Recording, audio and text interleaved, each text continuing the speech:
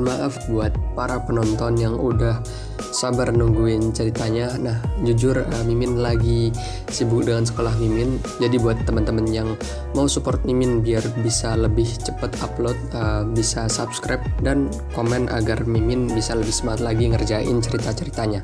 Oke, kita lanjut ke ceritanya.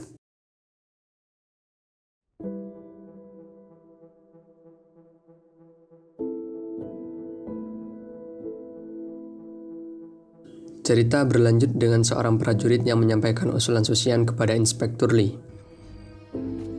Ia sangat senang dengan usulan tersebut dan menyuruh warga untuk tetap tenang karena pelaku akan segera ditemukan.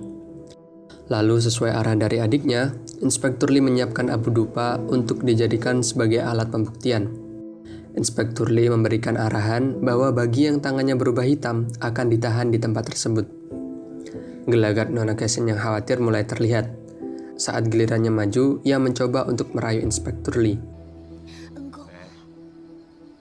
Tanpa diduga, arahan Inspektur Lee hanya untuk mengelabui sang pelaku. Walau awalnya ia bilang bahwa tangan yang berubah hitam akan ditangkap, namun sesuai dari arahan Susian, pasti sang pelaku akan melakukan hal yang sebaliknya, yakni menghilangkan jejak dan membuat tangannya sebersih mungkin. Hal itu sesuai dengan keadaan Nona Cassin kali ini. Tanpa banyak bicara pun Nona Cassin ditahan dan dibawa ke kantor kepolisian. Sayangnya kabar ini sampai di telinga pejabat Liang. Ia pun datang di TKP dan membebaskan Nona Cassin tanpa alasan yang jelas. Walau sempat meyakinkan, pejabat Liang tetap tak mau mendengarkan. Karena pada dasarnya, Nona Cassin sudah membuat hati pejabat Liang menjadi luluh olehnya.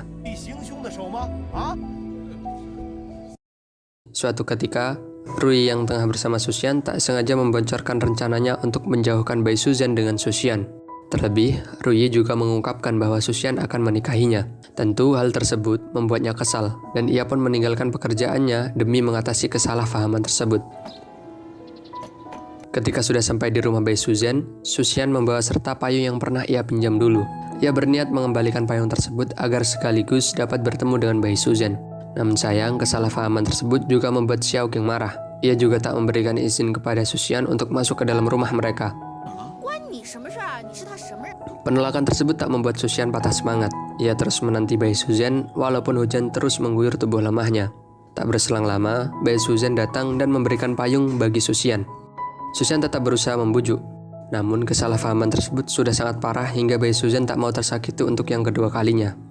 Susian hanya bisa terdiam dan putus asa karena tak dapat dekat dengan Bai Suzhen lagi. Ia berjalan pulang dan menggenggam payung tersebut tanpa memakainya di sepanjang perjalanan. Tentu hal tersebut membuat keadaan fisik Susian melemah dan ia pun tak sadarkan diri di tengah perjalanan itu. Singkat cerita, Susian yang sudah sadarkan diri segera bangkit dan tak menyerah dengan cintanya. Walau Bai Suzhen tak mau mendengarkannya, Susian ingin membuat Bai Suzhen tahu bahwa ia sangat menyukainya. Hari terus berlalu. Entah apa yang direncanakan oleh Susian, namun ia sangat semangat sampai tak memperdulikan keadaannya hanya untuk membuat lentera yang sangat banyak. Lalu ketika bulan sudah menjadi purnama, Bai Suzhen membuat lentera air dan menuliskan doa yang tak sengaja dibaca oleh Xiaoqing. Doa tersebut berisi harapan Bai Suzhen agar seseorang dapat hidup lebih lama.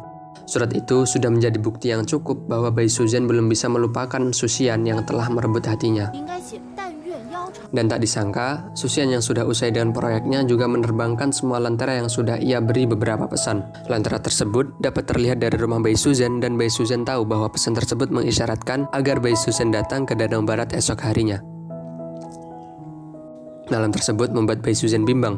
Ia dibingungkan dengan Jing Song yang memaksanya untuk meninggalkan Lin An besok pagi. Namun hatinya ingin menemui Susian sesuai dengan janji dari lenteranya. Di sisi lain, Inspektur yang masih tak percaya dengan Nona Cassin diam-diam membuntutinya.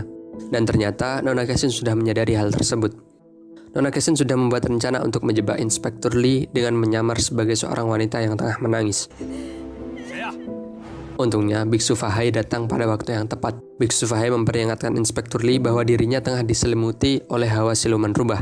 Walau Inspektur Lee sempat menyepelekan sang biksu, namun ia kembali memberikan kepercayaan ketika sang biksu memberikan semua pernyataan yang sesuai dengan yang dialami oleh Inspektur Lee. Sebelum berpisah, sang biksu juga memberikan pedang suci agar Inspektur Lee dapat terlindung dari serangan siluman. Dan benar, saat di tengah perjalanan, pedang tersebut secara otomatis dapat bergerak menyerang siluman rubah yang tengah mengintai Inspektur Lee. Kagum sekaligus takut, Inspektur Lee pun segera pergi menjauh dari tempat tersebut. Sementara itu, Nona Cassin yang mendapat serangan telak mengalami luka yang cukup parah sehingga ia juga harus melarikan diri dan memulihkan kondisinya. Keesokan harinya, Bai Suzen yang ditemani Jing Song datang ke rumah Inspektur Lee untuk berpamitan. Pedang pemberian biksu tersebut bereaksi ketika mendekati Bai Suzen.